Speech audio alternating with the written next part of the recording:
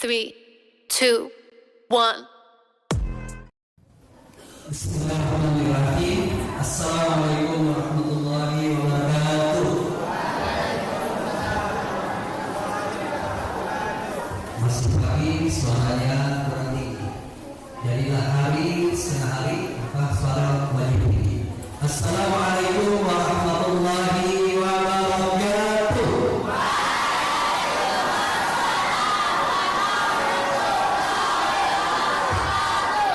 Alhamdulillahilladzi an'ama 'alaina bi ni'matil iman wal islam wa bi ni'matil ummah wassalam. Asyhadu an la ilaha illallah wahdahu la syarika lah wa asyhadu anna Muhammadan 'abduhu wa rasuluhu la nabiyya ba'da. Amma ba'd. Allahumma shalli 'ala sayyidina Muhammad wa 'ala alihi wa ashabihi ajma'in. Qala Allah Ta'ala fi kitabihil karim, a'udzu billahi minasy syaithanir rajim. Bismillahirrahmanirrahim.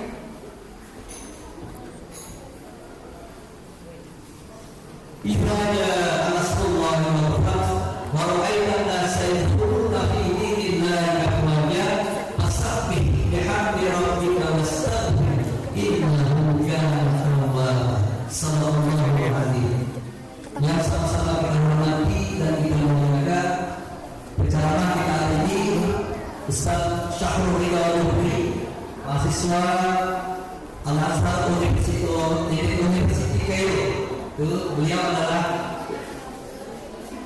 seorang mahasiswa yang tangguh, orangnya ada pintar, cuma tekuknya minta ampun. Karena saya sudah kenal dari kecil dengan saya tinggal besar, dia menempuh pendidikan sendiri ke Kairo, luar biasa. Saya mengenal lahir dan batin ini adalah bukan nepotisme, ini adalah keponakan saya, anak dari ayah saya yang pertama. Beliau ini luar biasa. Antum nanti anda semua bisa mencontoh beliau bagaimana ketekunannya ketika belajar. Tidak berhenti sampai bisa buku itu akan habis semua dilahapnya sampai benar-benar buku itu berapa halaman, berapa jilid, berapa buku, berapa lagu itu akan habis dibaca. Maka dengan beliau nanti kita bisa belajar bagaimana bisa menjadi orang yang bisa belajar sampai ke negeri 1000 guru. Jangan sama-sama kita hormati pengurus yayasan, Bapak Ketua Yayasan, seluruh divisi yayasan dan pengurus yayasan yang hadir pada kesempatan kali ini. Bapak, ibu-ibu, undangan, orang tua dari SD dan SMP Aulia, serta seluruh orang Anda yang kami cintai. Tidak banyak yang saya sampaikan pada pagi hari ini. Yang pertama, kita wajib bersyukur. Karena dengan bersyukur, insya Allah kenikmatan itu akan banyak dan akan bertambah kepada kita. Dengan bersyukur itu, maka kita akan nampak kebahagiaan itu. Maka dengan kesyukuran itulah kita menjadi orang-orang yang membuktikan bahwa kita benar-benar mencintai Allah dan mencintai Rasul. Dengan bersyukur, insya Allah kenikmatan akan bertambah dan satu kita rasakan kekuatan.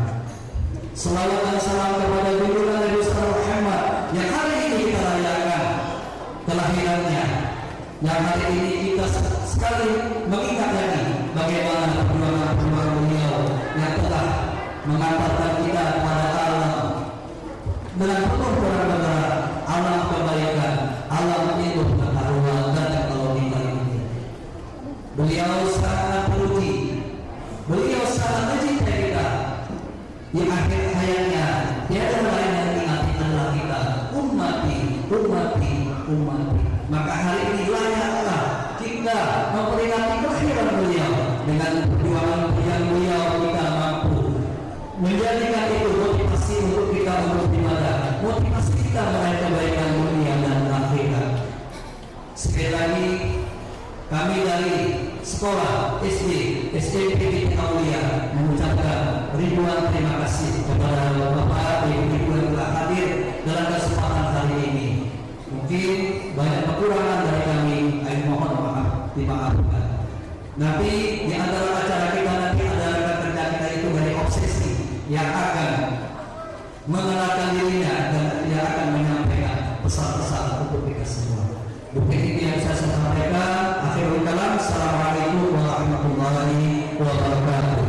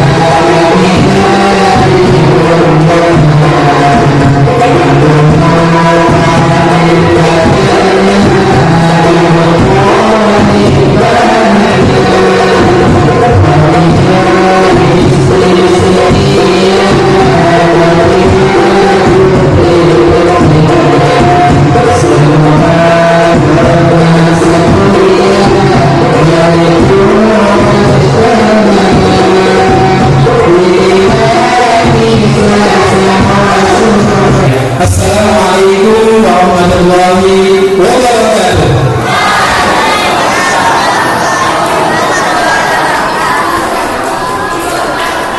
Alhamdulillahirabbil alamin. Alhamdulillahilladzi ja'ala Indonesia baldatan thayyibah wa ja'ala sababan ila ma'rufin mustaqimah wa ja'ala pancasila falsafah wa ja'ala Prabowo Subianto Raisul Jumhuriyah Jadidah. Alhamdulillahilladzi bi'anihi yutimmus shalihat wa bifadlihi yunajjizul mubarak. Wassalatu wassalamu ala afdhalil kainat sayyidina wa nabiyyina Muhammad ibn Abdillah khatimur risalah wa ala alihi wa ashabihi wa tabi'ina ila akhir sa'at, amma ba'du. Kayaknya di awal akan lebih seru kalau kita buka dengan pantun ya. Benar Bu? Benar Bapak? Ya coba kita buka dengan pantun. Buah semangka, buah durian. Gak nyangka emang SMP yang paling keren. Terlalu berkesan. Jalan-jalan ke Surabaya, jangan lupa membawa genteng. Siapa dulu dong kepala sekolahnya? Pak Sarbani yang paling ganteng.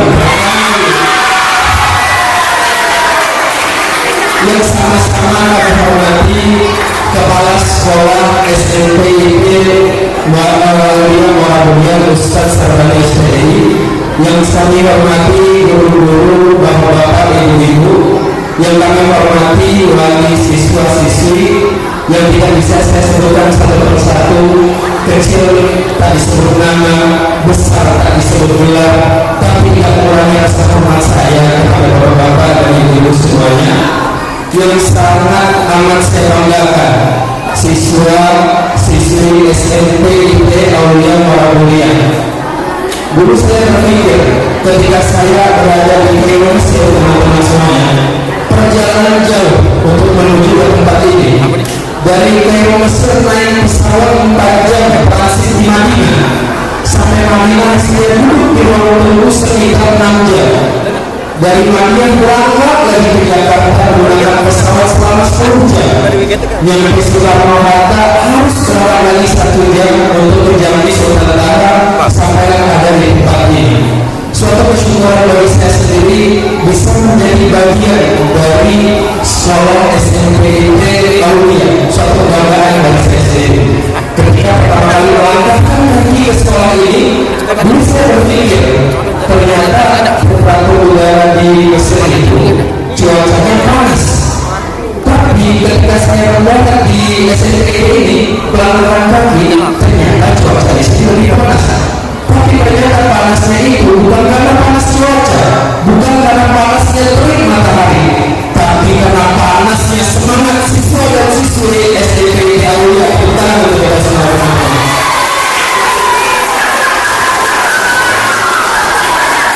Sekarang kita merayakan Maulid Nabi besar Muhammad Sallallahu Alaihi Wasallam. Ustaz di sini nggak mau berceramah. Pasti nanti teman-teman siswa-siswi bosan dengerin kalau ceramah. Lebih enak kalau Ustaz ceritanya gimana? Ya, menurut. Tapi ada syaratnya. Syaratnya itu tutup 1, buka 4. Apa lagi? Ya, syaratnya tutup 1, buka 4. Apa yang ditutup? Ya, sampai nanti Ustaz lihat ada siswa-siswi yang berbicara, Ustaz suruh maju, ganti Ustaz karena mau. Ya, sampai nanti Ustaz lihat di belakang sana ada yang ngobrol, ada yang berbicara, Ustaz suruh maju ke depan. Ayo lanjut ceramah. Ya, tutup 1, buka 4. Apa aja yang dibuka? Mata, jangan sampai Ustaz ada yang tidur. Apa yang dibuka? Telinga, fokus mendengarkan. Apalagi yang dibuka? Pikiran, agar teman-teman bisa ternyata yang disampaikan Ustaz seperti ini. Apalagi yang dibuka? Cara Muhammad menjadi anak, bagaimana bentuk cahayanya? Nabi Muhammad menjadi pedagang, bagaimana bentuk cahayanya? Nabi Muhammad menjadi abdi negara, menjadi pedagang, menjadi masyarakat, menjadi pemimpin, bagaimana bentuk cahaya Nabi Muhammad? Boleh kita bergembira, boleh kita selawatan, tapi sebenarnya teman-teman semuanya, yang dituntut agama itu lebih dari itu. Bukan hanya sekedar merayakannya, tapi kita mengenal cahaya padanya yang berwujud pedoman berkehidupan. Makanya dikatakan Al-Quran, barang siapa yang mengenal dan mengikuti cahaya Nabi Muhammad, ulaika humul muflihun, yang menjadikan cahaya sebagai bentuk pedoman berkehidupan, maka dia akan beruntung dan merasa bahagia di dunia dengan semuanya. Anak-anakku yang saya akan banggakan, Rasulullah Sallallahu Alaihi Wasallam sebagaimana disebutkan kepala sekolah tadi, di akhir hayatnya kita tahu ya, sakratul maut itu adegannya sakit luar biasa. Di ujung hayat Rasulullah, dia masih menyempatkan untuk mengingat kita. Apa yang diucapkan Rasulullah? Ummati, ummati, ummati, umatku, umatku, umatku. Bahkan suatu ketika Nabi Rasulullah SAW haji wada, teman-teman tahu yang haji wada, haji terakhir, itu Rasulullah berpesan kepada para sahabat, wahai para sahabat, sampaikan apa yang kalian dengar kepada umatku yang tidak mendengar, sehingga riwayat ini sampai kepada kita semua, teman-teman semuanya. Apa yang diajarkan oleh kepala sekolah, apa yang diajarkan guru selama ada di sekolah, itu adalah riwayat yang sampai Rasulullah SAW ajarkan beberapa belas abad yang lalu. Suatu ketika Rasulullah SAW sedang duduk bersama para sahabat, seperti ini sedang duduk bersama sahabat, Rasulullah bertanya kepada para sahabat, wahai para sahabat, tahukah kalian siapa orang yang paling Allah cintai dan aku juga mencintainya? Sahabat menjawab, Nabi dan Rasul. Ya Rasulullah, kalau Nabi dan Rasul dicintai wajar, mereka itu utusan-utusan Allah, mereka juga bisa langsung berbicara kepada Allah seperti Nabi Musa. Bukan itu maksud aku. Setelahnya sahabat menjawab kembali, kalau begitu para sahabat seperti kami ya Rasulullah. Kalau para sahabat wajar mencintai Allah karena dia sezaman denganku, dia melihat aku dan dia melihat mukjizat-mukjizatku. Setelah itu Rasulullah SAW berkata kepada para sahabat, orang yang paling Allah cintai dan aku juga mencintai mereka adalah umatku yang datang setelah kalian. Mereka tidak pernah melihatku, tapi dia beriman kepadaku, mencintaiku dan mengikuti sunnahku. Salah satu riwayat menyebutkan orang yang paling beruntung, manusia yang paling beruntung adalah mereka yang tidak pernah melihat Nabi Muhammad SAW dengan mata, tapi mereka mencintainya. Karena logikanya apa ya ibu sekalian? Kalau syarat mencintai adalah mata, maka kita tidak akan pernah bisa mencintai Allah yang tidak pernah bisa dilihat oleh mata. Ya, maka yang disebutkan orang yang paling beruntung adalah orang yang tidak pernah melihatku tapi mencintaiku. Mereka kalian adalah sahabatku, tapi mereka adalah keluargaku. Rasulullah bilang kita adalah keluarga Rasulullah. Kalau misalnya kita yang ngaku-ngaku keluarga Rasulullah, wajar banget yang mengibu kepada bapak Rasulullah orang luar biasa, kita orang biasa. Kalau kita ngaku Rasulullah itu keluarga saya, wajar dia orang luar biasa, kita orang biasa. Tapi yang bilang langsung kepada para sahabat, kalian adalah sahabatku, tapi mereka adalah keluargaku. Teman-teman di sini siswa ada yang tahu Bilal bin Rabah? Nggak tahu? Pernah dengar nggak Bilal bin Rabah siapa? Siapa? Ada yang jawab? Nggak apa? Masalah. Di zaman Nabi yang sering azan siapa namanya? Nah itu. Tadi kan saya bilang di sini temperatur udaranya begitu panas karena semangat teman-teman semuanya gitu. Jadi saya izinkan beberapa untuk perjuangan materi itu. Yang jadi saya cerita menarik teman-teman sekalian. Kan tadi bilang yang selalu menggunakan azan di zaman Rasulullah itu namanya siapa tadi? Iya, namanya Bilal bin Rabah. Setelah meninggalnya Rasulullah SAW, Bilal tidak pernah menggunakan azan lagi. Ya, bahkan setelah meninggalnya Rasulullah, Bilal pun tidak kuat untuk tinggal di kota Madinah. Di masa itu masa pemerintahan Khalifah Abu Bakar As-Siddiq, saking tidak kuatnya untuk tinggal di kota Madinah. Ketika melihat Masjid Nabawi, ingat sama Rasul. Ketika melihat rumah Rasul, ingat sama Rasul. Ketika jalan melewati jalan yang pernah dilewati sama dia oleh Rasulullah, ingat sama Rasul.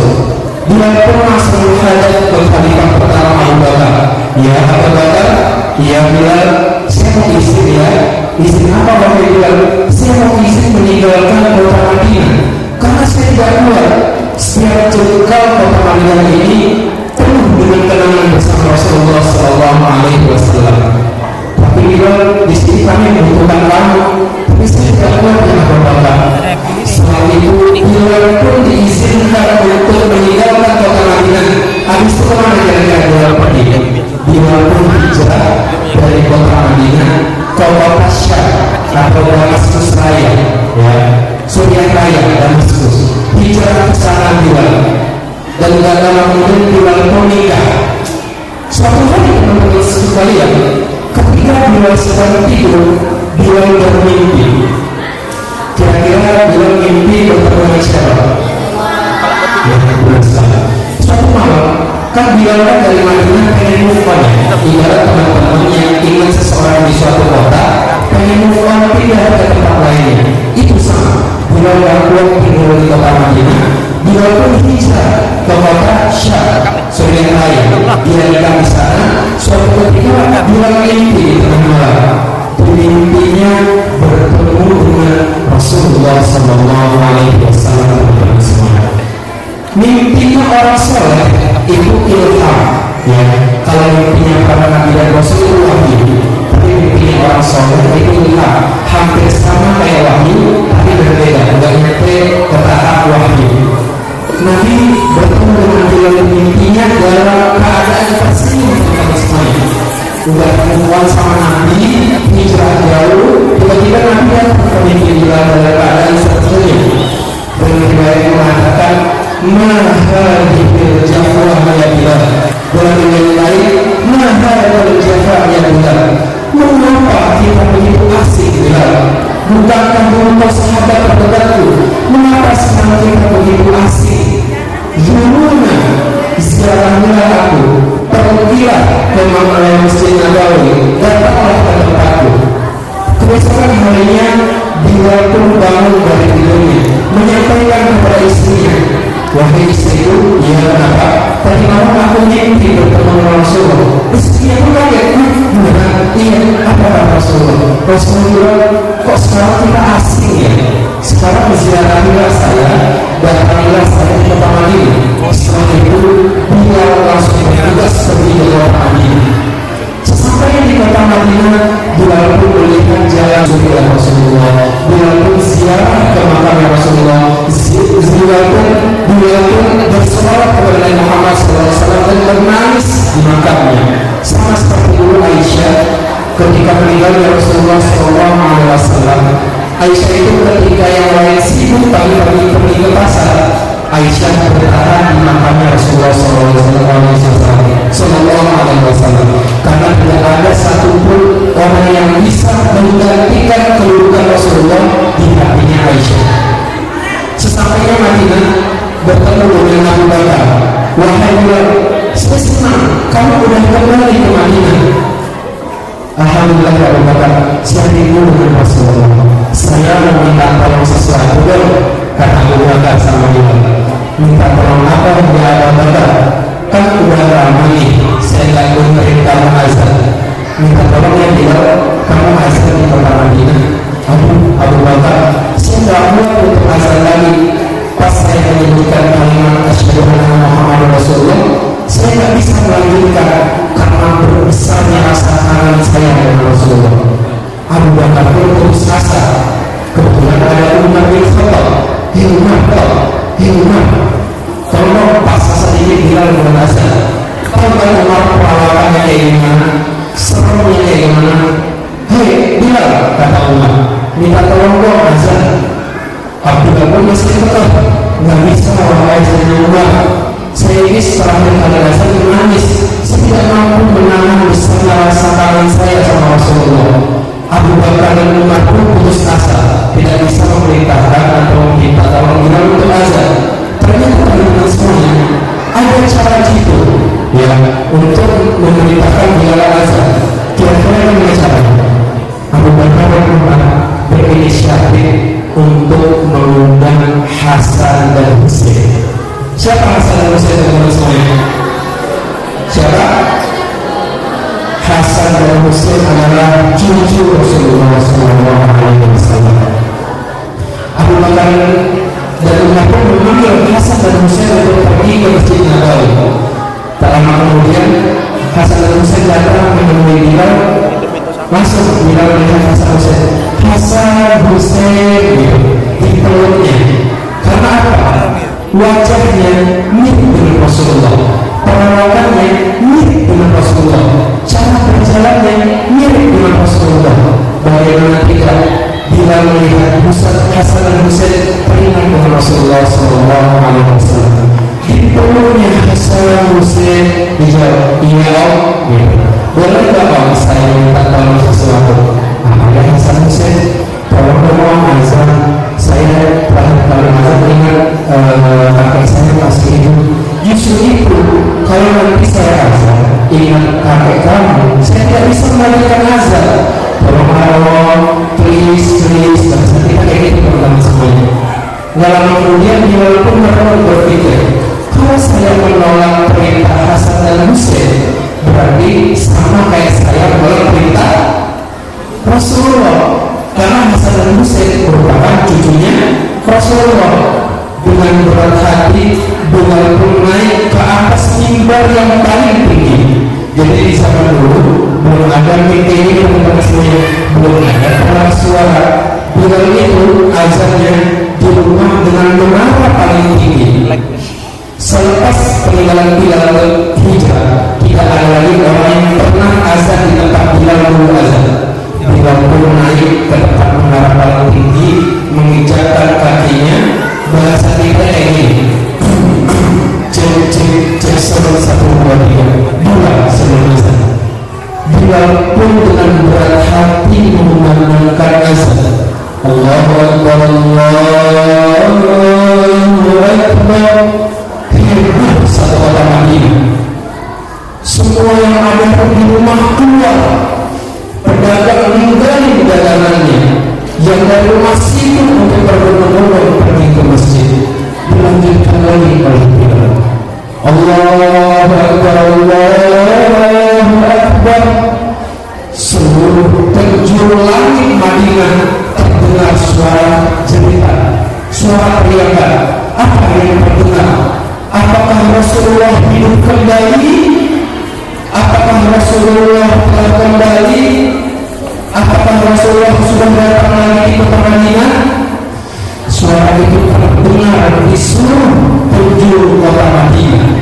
Orang berbondong-bondong datang ke masjid sampai kalimat asyhadu an la ilaha illallah. Semuanya berbondong-bondong. Bapak-bapak, ibu-ibu, anak-anak, semua berbondong dengan melafazkan kalimat tadi. Apakah Rasulullah kembali? Apakah Rasulullah hidup kembali? Sampai di lafaz asyhadu anna Muhammadar Rasulullah. Bilal menangis. Seluruh orang-orang di kota Madinah melihat Bilal. Yang kedua kalinya asyhadu anna Muhammadar. Bilal terjatuh. Bilal menangis. Bilal menangis. Satu kota Madinah menangis. Di situ orang baru sadar, ternyata yang kembali itu bukan Rasulullah. Ternyata yang hidup kembali itu bukan Rasulullah, tapi yang berhubungan azan adalah suara yang Bilal. Di sana dulu ketika Bilal azan, Rasulullah selalu menghampiri, Rasulullah selalu berjalan. Saat Bilal azan kembali, orang mendengar Rasulullah dulu, tapi bukan ternyata bukan Rasulullah yang hidup, tapi Bilal yang kembali azan. Bilal menangis, satu kota Madinah menangis. Dalam suatu riwayat disebutkan Madinah, kota Madinah itu pernah nangis sedih-sedih itu sesendiri itu cuma 2 kali, teman-teman semuanya. Pertama itu ketika Rasulullah SAW meninggal wafat. Yang kedua adalah ketika Bilal azan. Ya, begitu besar pengorbanan Bilal untuk Rasulullah SAW sampai mampu melanjutkan azan pada waktu itu di kota Madinah, teman-teman semua. Ya. Menarik ya ceritanya? Ya, itulah besarnya rasa cinta Bilal kepada Rasulullah SAW. Tadi kan dibilang di awal, semoga kita mendapatkan syafaat nanti di hari kiamat. Emang bagaimana bentuk syafaat Rasulullah nanti di hari kiamat? Teman-teman semuanya, nanti ketika kita di padang mahsyar, itu matahari sejengkal dari kepala kita. Ini matahari jauh banget pada di atas, tapi saya tak berdekat. Teman-teman tetap merasa panas. Tapi teman-teman nanti di akhirat, di padang mahsyar, semua manusia dikumpulkan.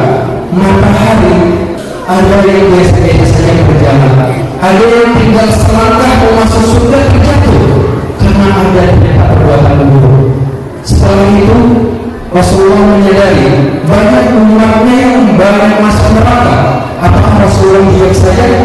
Tidak. Rasulullah kembali ke arsy Allah, bersujud di depan Allah dengan sujud yang lama. Wahai Muhammad, angkat kepalamu, apa yang kamu minta akan saya beri. Ya Allah, selamatkan umatku yang ada di dalam api neraka, yang ada keimanan di hatinya sebesar biji kurma. Baik, saya beri. Rasulullah langsung pergi ke neraka. Wahai malaikat, coba cari umatku yang punya keimanan sekecil biji kurma. Setelah itu umat Rasulullah pun keluar dari neraka dalam keadaan dengan sangat sengsara. Ada yang matanya copot, ada yang berdarah dan segala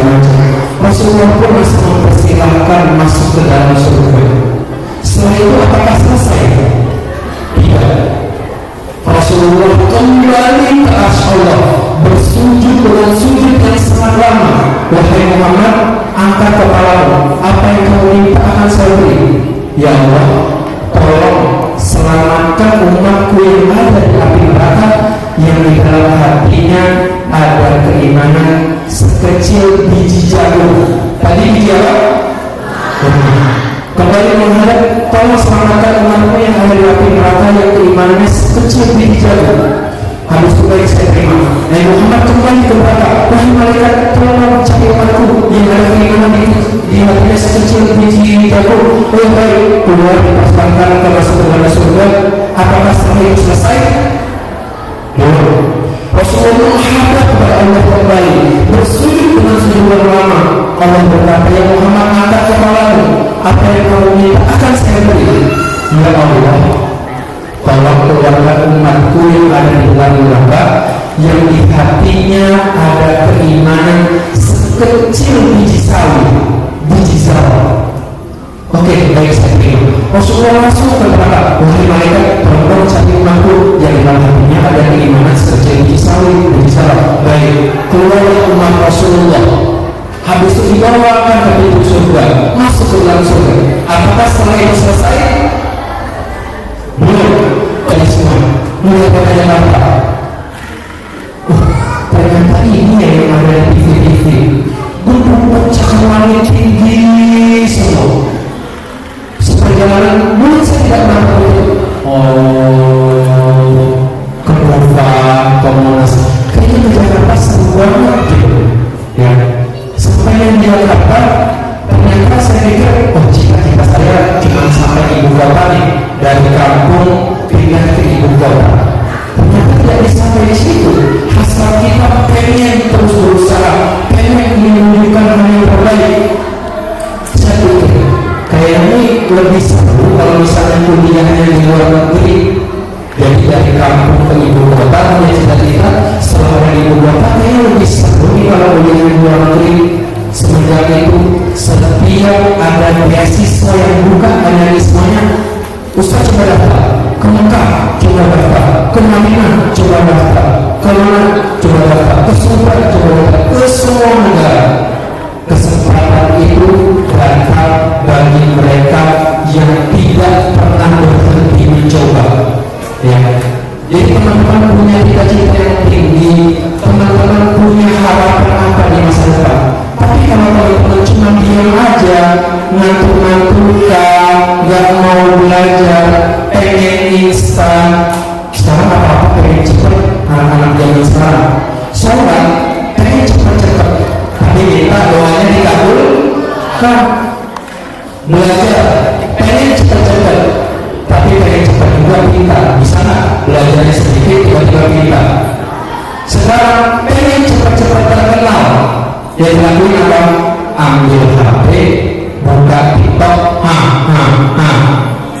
buat TikTok. Jangan ya teman-teman semuanya, kalian adalah syubbanul yaum rijalullah. Ya, pemuda di masa kini adalah pemimpin di masa. Nah, dulu pas saya di pondok, pesan dari ustaz saya, kalian hari ini menentukan siapa kalian besok. Kalau sekarang udah kayak cacing kemana, udah mental kerupuk, baru dimarahin ustaz saya sebentar. Kamu jangan ngantuk, kamu jangan malas belajar, kamu jangan bawel, langsung baper, langsung gak mau belajar. Jangan ya teman-teman semuanya, kita harus punya mental baja setelah pemuda, dimarahin, evaluasi, jadi pembelajaran besok lebih baik. Sabar, semua itu butuh yang namanya proses, teman-teman semuanya. Tadi malam saya teringat orang rumah, biasanya malam Jumat itu baca Al-Kahfi, teman-teman semuanya. Di Al-Kahfi itu ketika Nabi Musa bertemu dengan Nabi Khidir, teman-teman semuanya, itu Nabi Musa nggak bilang boleh nggak saya belajar, bukan. Nabi Musa nggak bilang gitu sama Nabi Khidir, boleh nggak saya belajar, enggak. Yang dibilang Nabi Musa apa ke Nabi Khidir? Hal kami enggak, boleh enggak saya ikut, ya. Jadi yang pertama kali dibilang itu bukan boleh enggak saya belajar, bukan. Tapi yang pertama kali dibilang itu hal apa juga, boleh enggak saya ikut. Baru setelah itu ada al-mu'allimah nih, barulah setelah itu belajar. Ternyata itu mengapa kita kepada Nabi Muhammad itu bukan ta'lim, bukan belajar, tapi ittiba di sunnah Rasulullah SAW, mengikuti sunnahnya Rasulullah SAW. Setelah itu kata Nabi itu, kamu tidak akan mampu sabar kepada saya. Ini yang teman seperti amaliya sobro, kata Nabi itu. Kamu tidak akan mampu sabar kepada saya. Nabi itu bilang, bukan ini yang Nabi bilang, kamu tidak akan mampu dengan kurikulum saya. Kamu tidak akan mampu dengan kurikulum SMP Alawiyah, enggak. Nabi itu bilang itu, tapi Nabi itu bilangnya, ini teman seperti amaliya sobro. Kamu tidak akan sabar dengan saya. Ternyata teman-teman semuanya, sabar dengan guru, mengikuti guru adalah bagian dari menuntut ilmu. Jadi teman-teman harus sabar, harus mengikuti gurunya, jadi suri teladan kepada gurunya. Nasihat ini juga disampaikan. Terus ada pertanyaan, Ustaz, kan zaman sekarang maksiat merajalela ya, orang gak malu lagi untuk melaksanakan maksiat. Apa hukumnya amal yang dilakukan secara sembunyi-sembunyi atau sir? Teman-teman ini takut untuk jadi orang soleh, nanti diletek sama temannya, kok kau soleh ini ya, kakuan, gak asik, gak bisa diajak main, bahasa kayak gitu. Gak asik kan kau sekarang syar'inya, ustazah lagi-lagian gitu, bahasa kan kayak gitu. Gak asik kan gitu. Terus saya pernah menanyakan ini di pengajian kepada guru saya, wahai Syekh, apa hukumnya orang yang melaksanakan atau melakukan amal secara sembunyi-sembunyi? Syekh menjawab, Imam Abu Hasan Asy'ari berfatwa, tidak, sekarang bukan nilai masanya, tapi i'lan afdal min as-sir.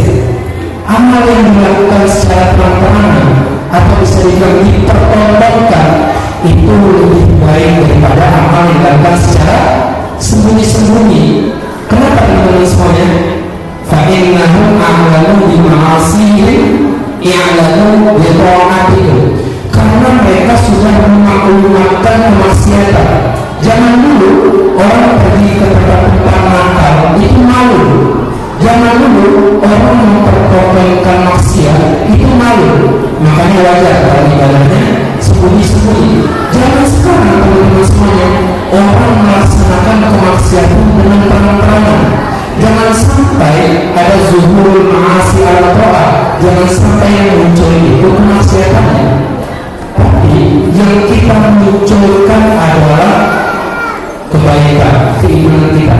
Jangan lagi ditakut, lu sombong, lu ria. Jangan dahulu maksiatnya sembunyi-sembunyi, makanya ibadahnya sembunyi-sembunyi. Fa'innahu a'lamu bima'asihim i'lamu fa'i'lamu bi'atihim. Tunjukkan ketaatan kita. Jadi kita ngaji, pamerkan aja foto atau video, silakan. Kalau misalkan kita masih ikut dengan sunnah Rasulullah, kita masih melaksanakan tugas kita sebagai orang muslim,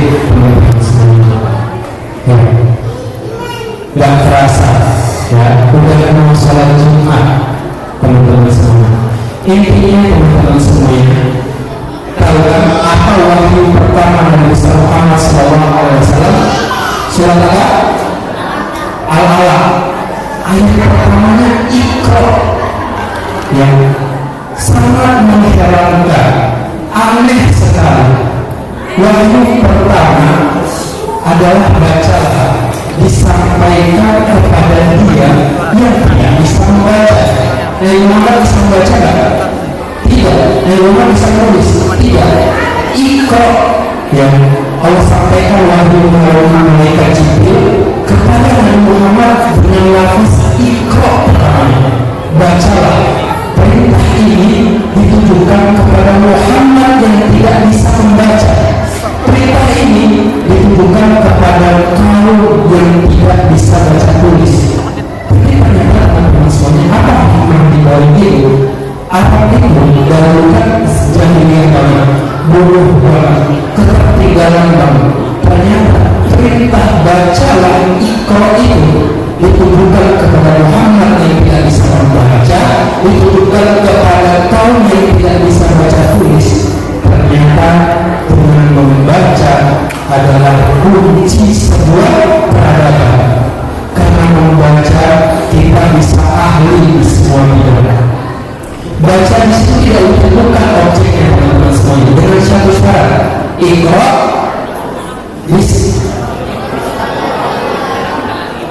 bunyi karena Allah, membaca karena Allah. Membaca apa saja, membaca sejarah, membaca manusia, membaca alam, karena membaca merupakan kunci sebuah peradaban. Karena membaca kita jadi ahli di segala bidang. Jadi teman-teman semuanya, mumpung masih muda, mumpung sekarang lagi di lingkungan sekolah, perbanyak membaca, ya, baca Al-Quran, baca buku-buku pelajaran, baca buku sejarah, buku matematika, buku apa saja. Karena dengan membaca kita bisa memiliki pengetahuan yang luas. Mungkin hanya itu yang bisa Ustaz sampaikan pada kesempatan kali ini. Pesan Ustaz, jangan pernah lelah untuk berproses, pantang menyerah, pantang mundur, ya. Jangan katakan gak bisa,